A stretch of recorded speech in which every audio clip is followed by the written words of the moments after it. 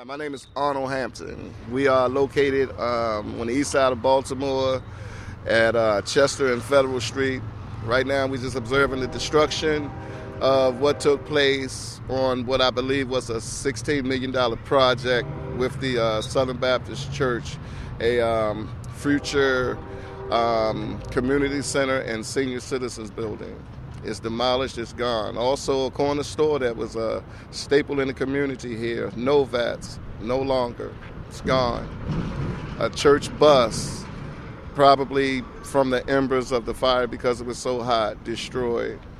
This is kind of devastating for, us as citizens in the city of Baltimore to watch this kind of thing. And my fear is that it might not be over. Joe Knights, Baltimore, Maryland. This is the saddest day in the history of Baltimore City. It was a sad day. Leadership did not do what they were elected and hired to do in this city to protect the residents of Baltimore. Baltimore City's leadership, fire department, police department, mayor, they got out of hustle yesterday. Kids beat the adults to the punch, and this shouldn't have happened. And we need to do better as a city. I feel sad because things got on fire. I feel disappointed that people did this because they know that they was building it up and trying to do something for other people, but they went crazy for nothing. I feel sad because people put this fire. People made this fire happen, and that feels sad. Yeah, that fire was so big. I thought it looked like something from an oil fire. It was a great big. It was fire leaping out the sky, big as those clouds. We was way down here, 2 blocks down, and all I could see was I thought the street was burning up, but it was cars parked over there. They was burning on fire. Things were blowing up, and we came up here, and the fire didn't just start from a little fire. It was always big. Awful strange. Awful strange. That fire was big. Oh my God. You wouldn't believe it. If anybody was in that fire, they wouldn't have survived. You see the machinery and everything is burnt up. This is sad. Uh-huh. This is real sad. And that store Norvax been there so many years. All these people. They wouldn't even sell that property to the church that was building this. Right. And that's sad. That's real sad. Yes, this is pitiful. This is pitiful. It's going. And I mean, this is worse than 68. I was around 68. I was around before that. But you can imagine, this wasn't done by those kids. Kids, we would have had a thought of burning down something the church was trying to help the neighborhood. They was going to put 60 more poor people over there, and going to have clinics downstairs so that people can go to different things, to helping up missions. No, this was done for something else. Look how that equipment burned up. Look at that equipment. You should see the bulldozers around the front there burn up. Look at this piece of equipment there, just burn up. When she came out the house, there was such a blast. There was such a blast coming across the sky. Oh, it was scary. The old lady down there in the two blocks down, she says she going to the house and pray. She's going to get on her knees because she knew it. It looked like the end of the world. This was so big. Everything was burning. The sky was burning. The whole area was burning. It was such a blast. It was so scary. And the people started running. We all started running back because something started blowing up. Boom, boom, boom. So, oh, Lord, what could it be? Could it be shooting at us or what? That's how it happened. Just like that. I had never seen nothing like that in my life. I lived in Philadelphia and seen terrible fires in the wintertime. I've lived in Baltimore, different places in Baltimore. I had a store in Moja, and the lady had a fire over there, and I helped the lady get out of the fire. But this is really, really, really bad, really bad. And this is from the church. Who would want to burn the things down for the church? I know, but if you know tensions are high, all it takes is one thing. Step back. Step back. Please, can y'all please step back? I'm sorry, I just don't want, I got kids out here. Can we please get up a little bit?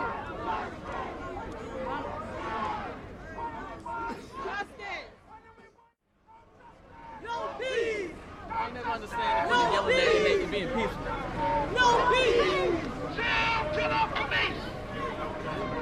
No peace! just trying to get to my car, you know? No peace. They trying to fuck niggas up. I tried to go already, you know what I'm saying? They closed that thing and pushed me all the way back. Yeah. Like, they was in the middle of the block where the lottery sign at, right? From huh?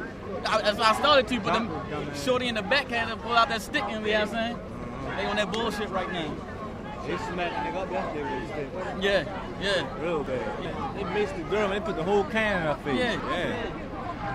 That's where I be at all day, is where I'm from. And they put that man in the back of that van and fucked him up even more, man. Nigga was 25 years old, you know what I'm saying?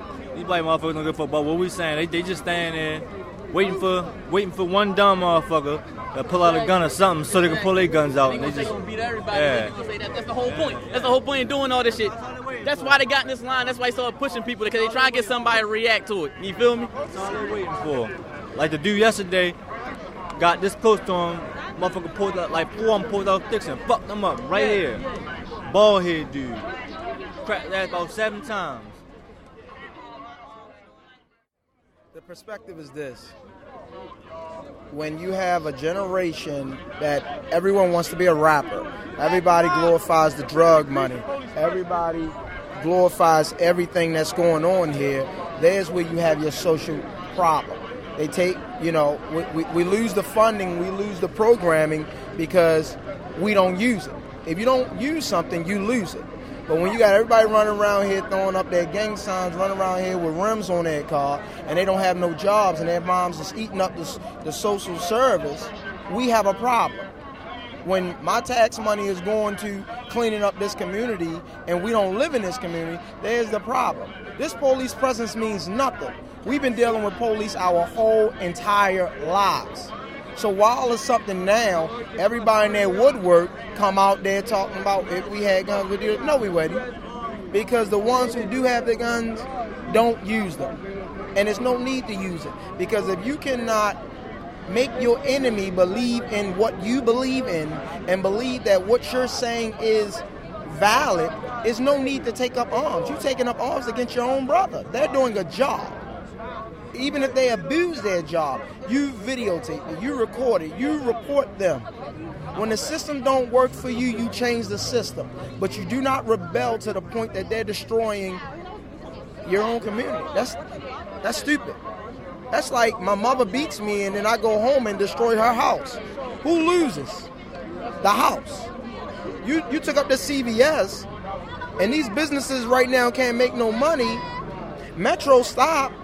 What about, this is the 28th date of this month. The bills are due the 1st through the 5th. If you're lucky, they give you till the 16th if you got a mortgage. Where do you think the problem lies at when my mom, my dad, my family cannot get to work because it's burnt down? Library can't open. Librarian is not working. Subway system ain't working. Drivers, bus drivers, nobody's making that money.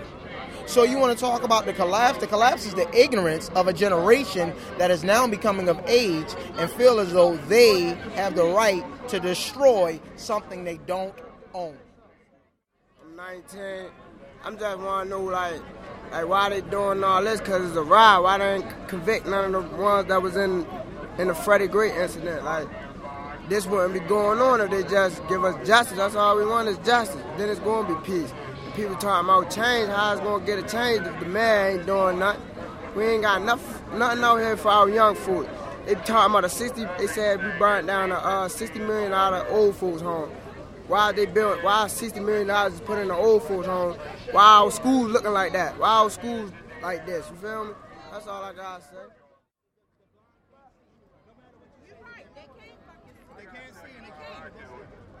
Well, guess what? Everybody got their own opinion. Listen, that's your opinion, Mom, and I'm sticking to mine. Right, but you know what? Well, just put that up. Change that, yeah. Right, there you go, sir. I went to school, I got my high school diploma. I got college credit. I'm not no dummy. I know, but I'm a voice, and I want to be heard too. Talk to them right there. I don't want to talk to them. What they want to hear? That y'all think that this shit is over. Wait till It's that not verdict over. come in. It's not Your kids are gonna go crazy. If them people found not guilty for killing that boy, I'm telling you, it's gonna be war. It's gonna be part 2. Y'all think this is crazy? It's gonna be worse than this. It takes for all this to happen, for a black man to die, for all this to go on. Fuck they playing with. They should have been out here. But that you don't see none of them around here. None of them. None of them is around here to help out. I live around here. You just showing this stuff around here for what? For what? You need to get up here and you need to vote. Y'all keep thinking that your vote don't matter. It do. It makes a damn difference. I've been voting for the last 20 years. My daughter gets out here and vote. She ain't with none of this. Y'all tearing this up and thinking it's cute. It ain't cute. Tearing up your community for what? Got it.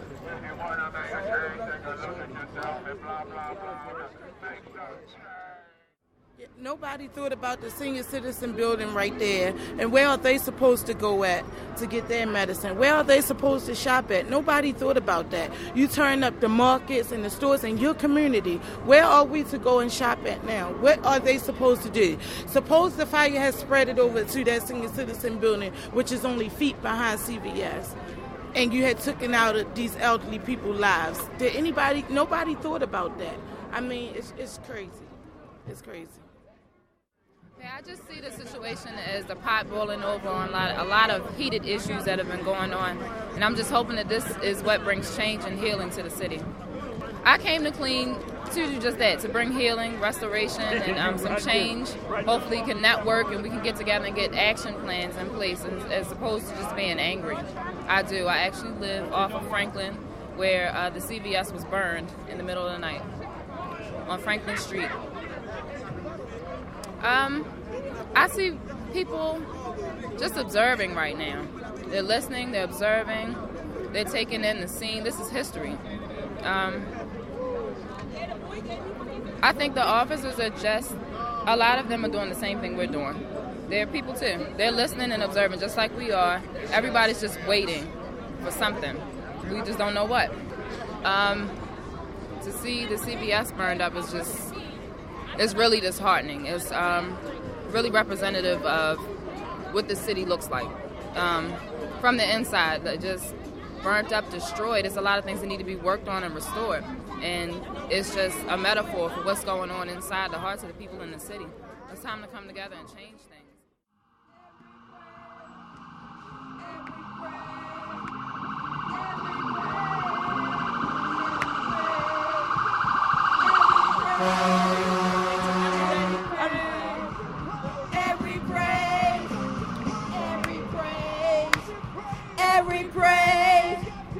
Every praise, every praise. Hallelujah, glory. God is our deliverer. Hallelujah. Take care.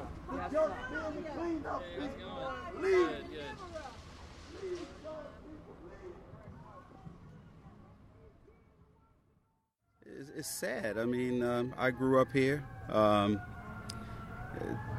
For 40 years, man, I've never witnessed this kind of devastation. Now, obviously, there are reasons why people riot. Martin Luther King said it was the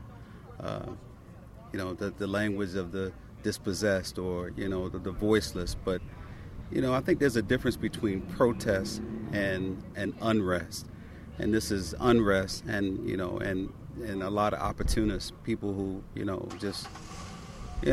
people who have no reason to just loot and pillage and destroy the community. I mean, this is my community too, and the day is a sad day. Yesterday was just such a sad day, to be from here and to live in Baltimore. So I just hope I never see it again, brother. Well, yesterday I was working, man. So I was, between every break I got, I'm, watching streaming coverage from I think it was WBAL, and just watching, watching this stuff unfold. It was just, it